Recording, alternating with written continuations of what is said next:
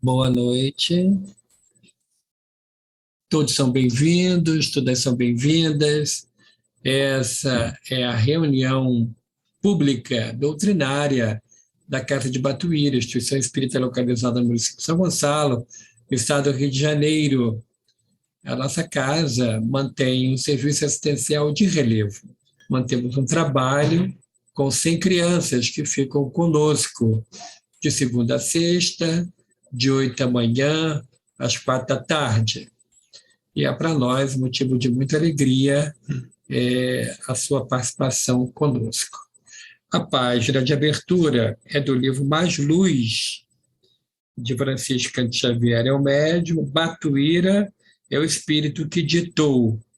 A lição é de número 8, O Segredo do Trabalho. E Batuíra escreve assim para a nossa reflexão. Coloque o trabalhador as mãos no arado para a lavoura do bem, e o Senhor, por seus emissários, fará o resto, abençoando a colheita farta.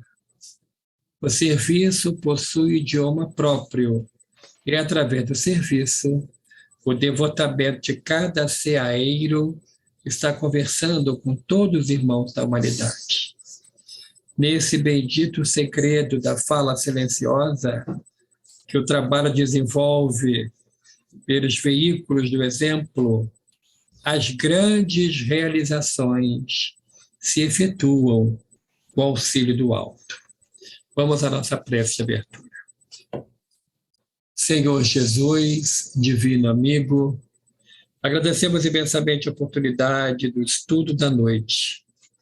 Rogamos que o Senhor possa abençoar o nosso convidado dessa noite, nosso companheiro, nosso amigo César Perry, que ele possa contar com a assistência dos espíritos mentores desse trabalho e que possamos aprender mais um pouco sobre as lições firmes e seguras que a doutrina espírita nos aponta a seguir. Se conosco, Senhor, é que nós rogamos a Ti, hoje e sempre. Que assim seja, graças a Deus.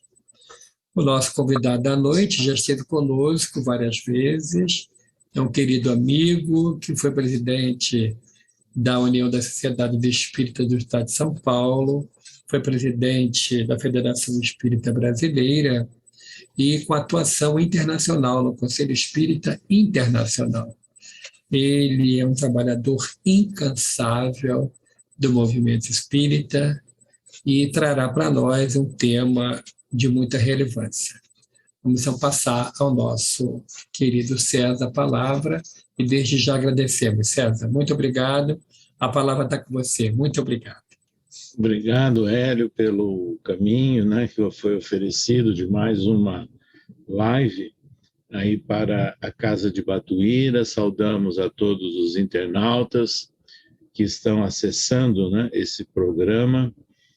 E realmente, no mês de outubro, nós temos assinalado o nascimento de Kardec, que é um fato significativo para nós espíritas, e também o Auto de Fé de Barcelona, né? Então, nós temos aí dois eventos marcantes, né? Bem no início do mês de outubro. Então, nós vamos aproveitar a oportunidade para tecer algumas considerações sobre a obra de Kardec. E lembrando que o nosso codificador, ele começou a atuar no contato com as mesas girantes, né? Com fenômenos de efeitos físicos em Paris, ele já contava com 50 anos de idade. Era já um professor respeitado em Paris, foi discípulo, né, de Pestalozzi no período da sua formação e se destacou no cenário educacional de Paris pela escola que ele montou e também pelo seu envolvimento em propostas, né, com vistas à melhoria da instrução pública na França, e, sem dúvida nenhuma, a sua preocupação com as crianças, né? Dentro da sua formação no magistério. Mas ele já era, então, uma figura com uma consolidação, vamos assim dizer, na área intelectual. Além de tudo, ele era poliglota e tinha condições, portanto, de fazer algumas traduções.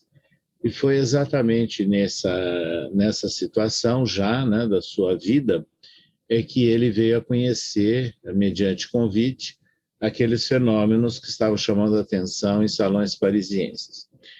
O que nós gostaríamos de destacar é que Allan Kardec ele conheceu o fenômeno de efeitos físicos, mas ele começou a valorizar, logo no início dos seus contatos, o conteúdo que brotava do fenômeno, não necessariamente o fenômeno. Esse é um fato interessante que a gente tem que sempre destacar, porque ele chegou à conclusão que a todo efeito há uma causa, e no caso aí a causa necessariamente haveria de ser inteligente, porque estavam surgindo conceitos e respostas inteligentes, inclusive acima da média do conhecimento das pessoas que participavam daquelas reuniões. Então, ele foi orientado, né, pela espiritualidade na sequência, porque logo ele conheceu médiuns, psicógrafos, né, foi levado a várias outras reuniões, e aí ele passa a trabalhar para a elaboração de O Livro dos Espíritos, que é o marco inaugural do Espiritismo, e foi lançado em 18 de abril do ano de 1857.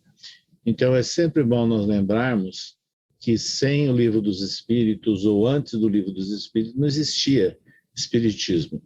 Existia espiritualismo, existia prática mediúnica, existia vários conceitos preliminares daqueles que vieram a constituir os princípios do espiritismo.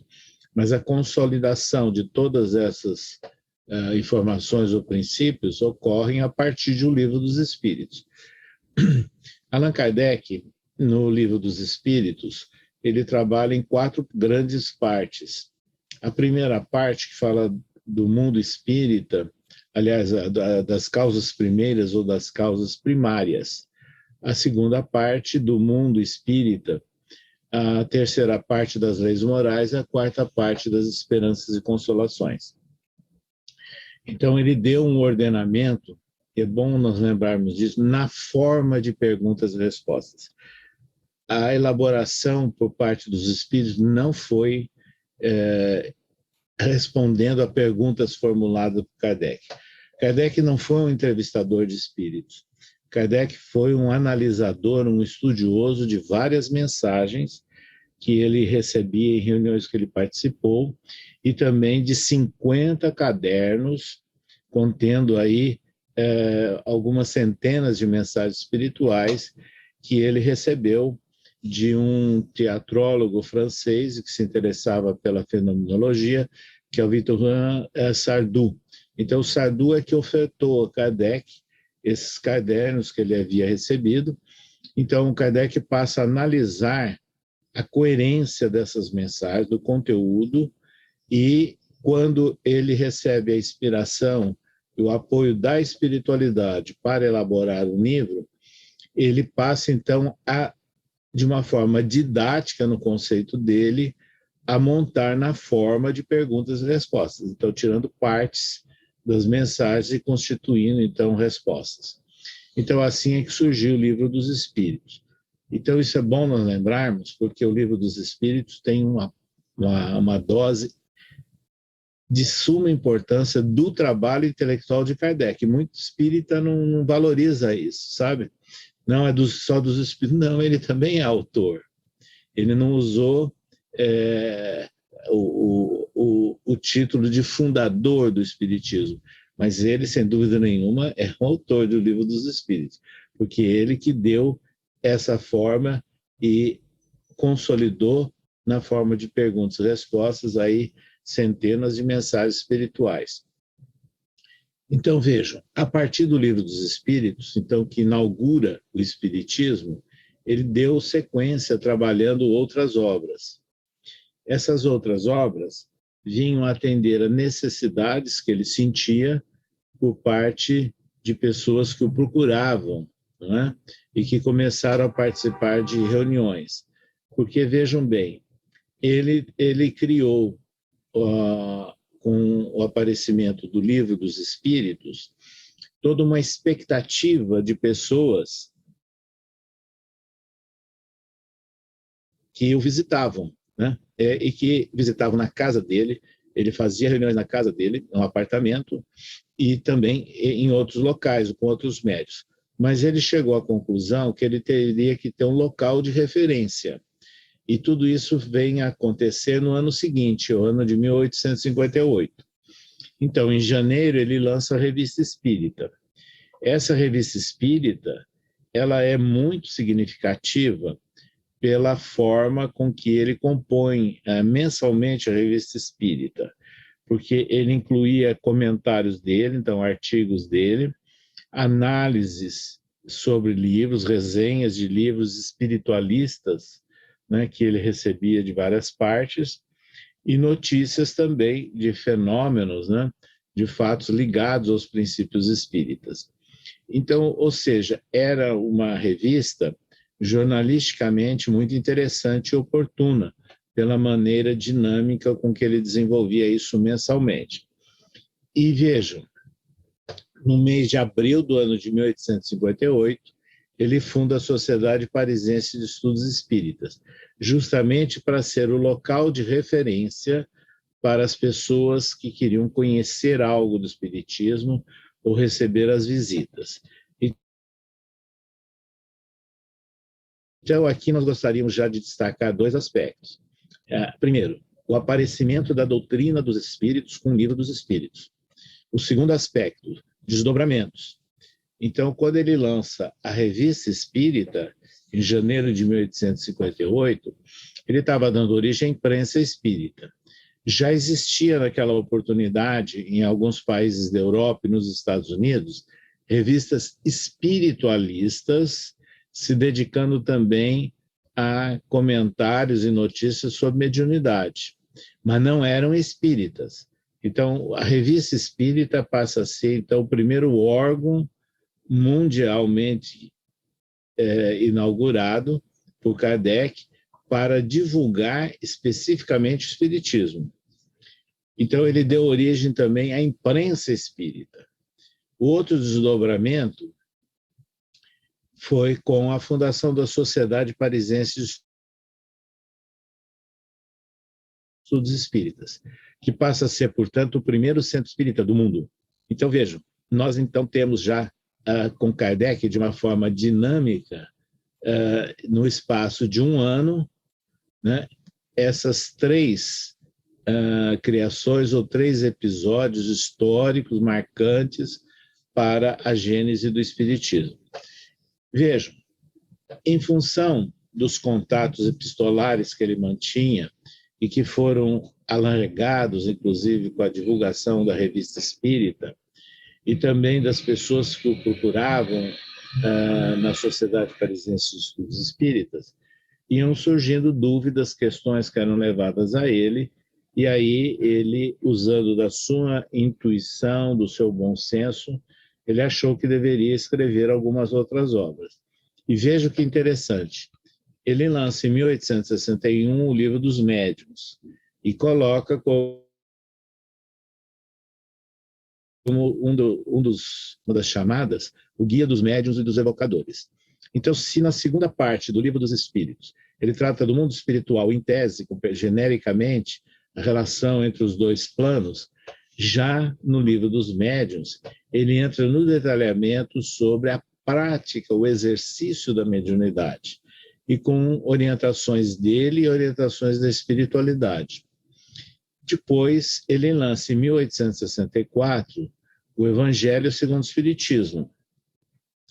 Esse livro, ele dá desdobramento à terceira parte do Livro dos Espíritos, que aborda as leis morais, obviamente que as leis morais de Jesus.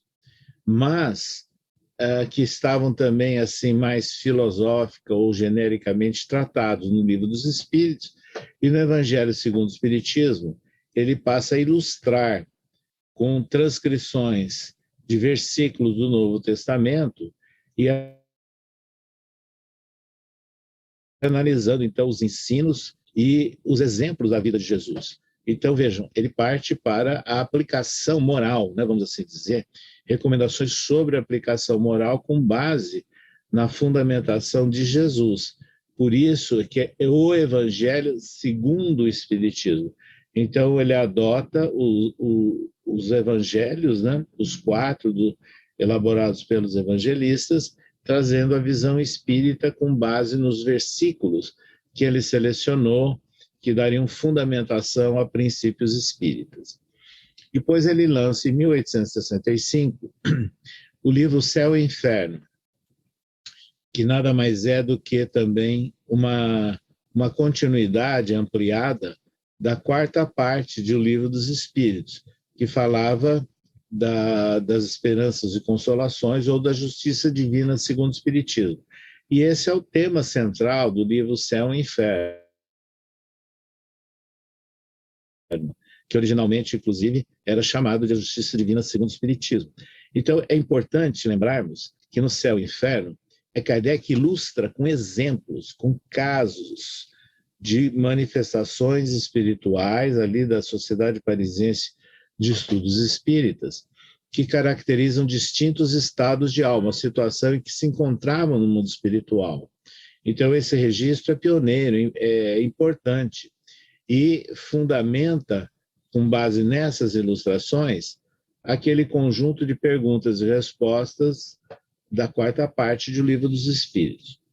Em 1868, Allan Kardec lança o livro A Gênese, que vem dar seguimento também e detalhamento algumas questões que estão inseridas nas perguntas e respostas do capítulo 1 do Livro dos Espíritos, que fala das causas primárias ou das causas primeiras. Então, vejo, do Livro dos Espíritos, houve o desdobramento e brotaram 4 outras obras. Essas 4 obras estão contidas no único livro original, que é o Livro dos Espíritos.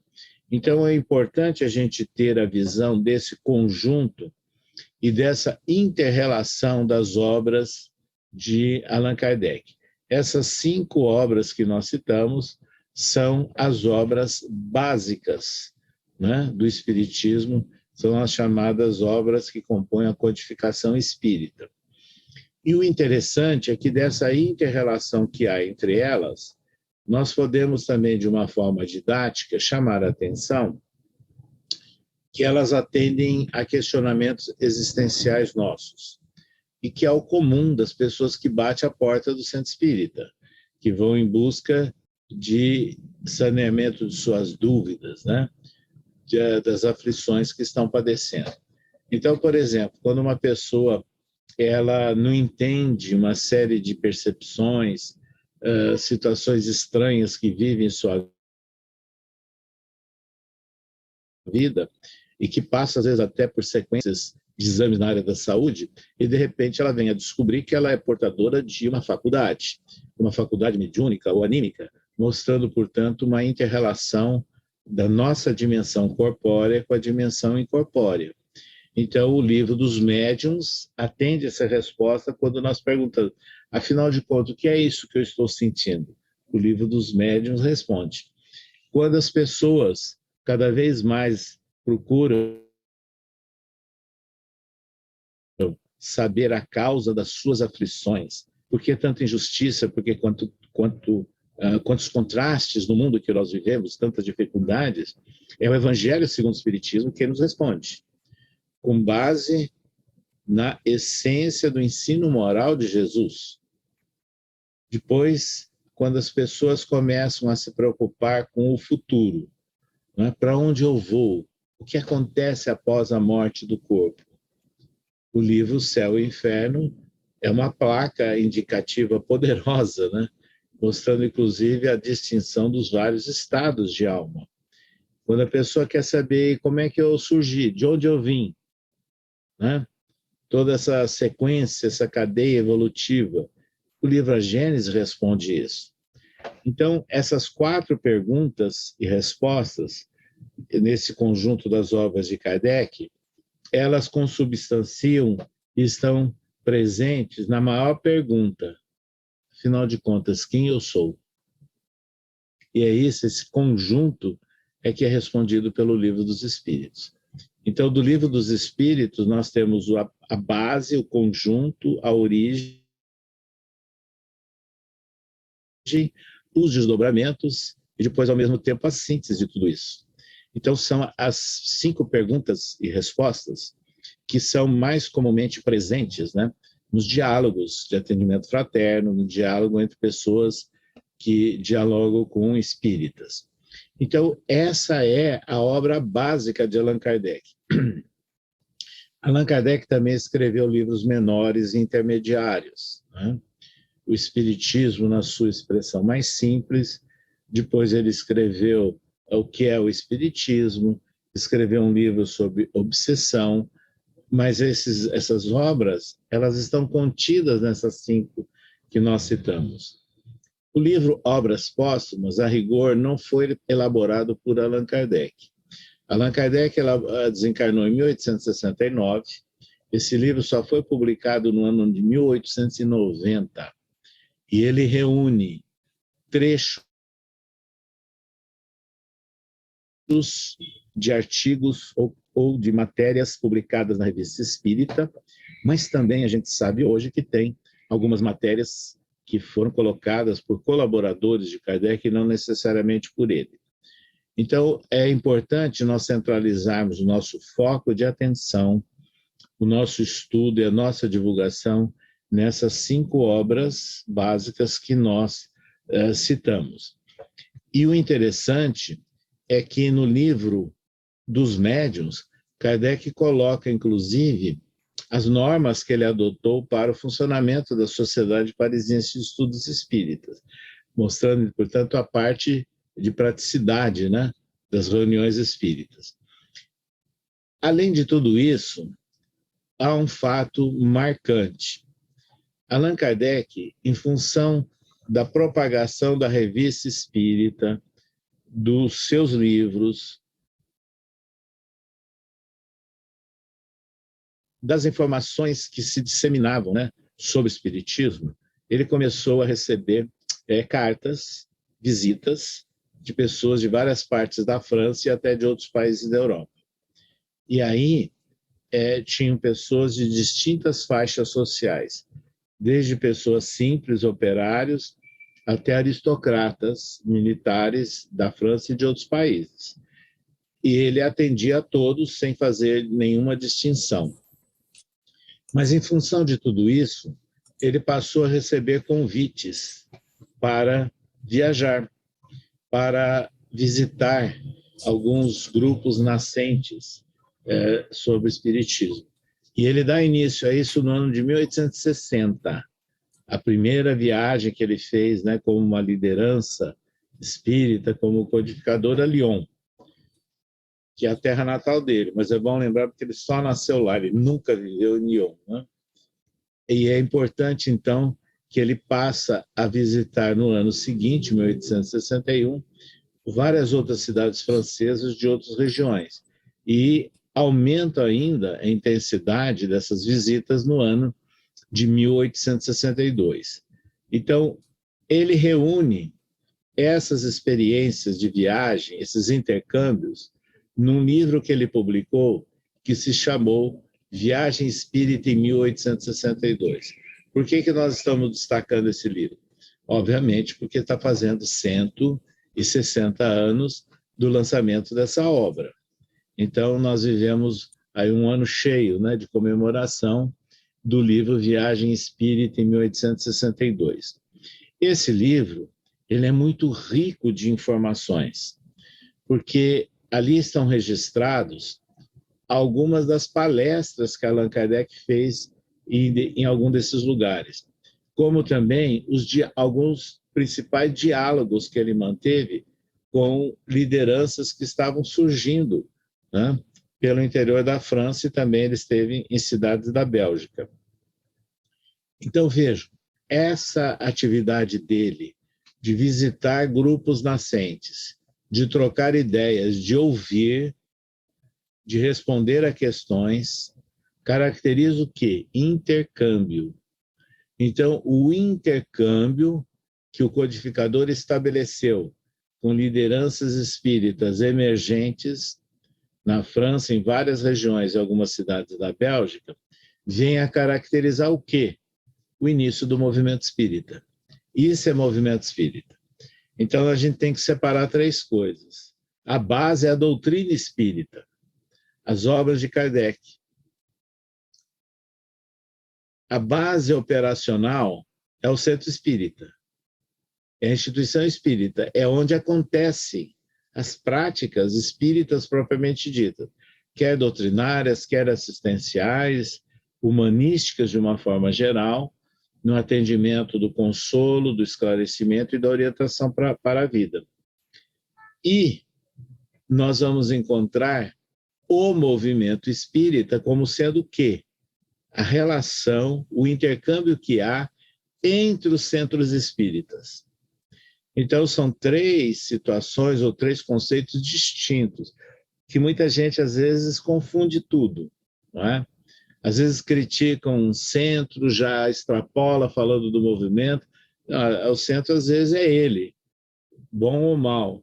O movimento é o conjunto, que também pode ser bom ou mal, dependendo da forma como ele é praticado pelo conjunto das várias instituições e lideranças. E a doutrina é a base, que é a obra de Allan Kardec. Então, são essas situações que são importantes. Então, fica claro para nós que Allan Kardec deu origem à doutrina espírita, deu origem à imprensa espírita, deu origem ao primeiro centro espírita do mundo e deu origem ao movimento espírita. Então, é isso que nós hoje estamos usufruindo, é de todo esse conjunto, não é? Na atualidade. Então, esse é um fato bastante significativo que nós temos que aprender a valorizar e estimular o estudo nos centros espíritas e a divulgação dessas obras básicas de Allan Kardec. Além disso tudo, nós também fizemos referência que o mês de outubro, que assinala o 3 de outubro de 1804, a data do nascimento de Kardec em Lyon, mas também nós temos o 9 de outubro do ano de 1861, lá em Barcelona, quando houve um chamado Auto de Fé. Auto de Fé era, na verdade, a designação de uma atividade religiosa, punitória, inquisitorial, né? Onde estavam punindo alguma pessoa, alguma instituição, algumas obras. E o que aconteceu? Um editor francês, Lachat, radicado em Barcelona, na Espanha, encomendou a Allan Kardec, a Revista Espírita, e algumas obras espíritas. Quando esses livros chegaram em Barcelona, por alguma razão foram apreendidos, né, chegou ao conhecimento da igreja, e o bispo ordenou, então, que fossem queimados, né, numa fogueira pública. Por isso é chamado Auto de Fé. A fé que eles estavam querendo defender a Igreja Católica. É essa a ideia. É contra aquela insurgência, aquela subversão que representava os livros espíritas no conceito do catolicismo tradicional e conservador daquela época. Então, esses livros foram queimados em praça pública. E Allan Kardec noticiou isso na Revista Espírita, né, e foi bastante divulgado na época. O efeito foi contrário daquilo que as autoridades influenciadas e controladas pela Igreja Católica pressentiam. Porque, ao queimar, eles criaram uma vítima. E a vítima aí era o espiritismo, eram os livros espíritas. ou seja, criou mais interesse em torno dessas obras. Então, o chamado Auto de Fé de Barcelona acabou, ao contrário da expectativa dos punidores, criando uma expectativa maior, né, para o conhecimento do que continha aquelas obras, qual seria o conteúdo delas, ou seja, da propagação do espiritismo. Então, vejam, meus amigos, Allan Kardec, ele passou também por vários momentos críticos, né? Os livros, principalmente depois que ele publicou o Evangelho segundo o Espiritismo, foram incluídos também no Index Prohibitorum, porque naquela época a Igreja Católica era dirigida por um Papa, o Pio IX, extremamente reacionário e conservador, que era contra qualquer movimento de inovação na ciência, nas artes, na política e na religião, obviamente, porque ele considerava que a única religião real, verdadeira, era o catolicismo. Então, Kardec passou por todas essas situações, mas isso tudo foi superado, porque enquanto Kardec viveu até 1869, houve uma ampla divulgação do espiritismo e sabe-se que chegou a várias cidades da França e também a várias cidades da Europa, e inclusive aqui no Brasil, né? Em 1865, lá em Salvador, 1872, no Rio de Janeiro, 1870 e poucos também em São Paulo, e assim foi se disseminando pelo Brasil. Então, é importante lembrarmos que o espiritismo ele teve uma grande propagação naqueles momentos, né, nas suas primeiras décadas. Isso se deve ao quê? Ao trabalho iniciado por Allan Kardec, que ele foi chamado o bom senso encarnado, e realmente o era. Era um intelectual preparado, então havia convergência e articulação, como nós citamos, entre as suas obras. Havia coerência, né, entre todas elas. Esses fatos são extremamente significativos, são marcantes para nós lembrarmos da vida e da obra do nosso codificador Allan Kardec. E hoje, né, passado todo esse período de tempo, né, com as suas obras atingindo aí, algumas já atingiram, outras estão prestes a atingir 160 anos de publicação, e mostrando o compromisso e a responsabilidade que nós temos na atualidade, como espíritas, e que deveremos representar na nossa maneira de pensar e na nossa maneira de agir em qualquer parte. Não é só dentro do centro espírita, não. Em qualquer contexto social, coerência com o ensino moral de Jesus, trabalhado à luz do espiritismo.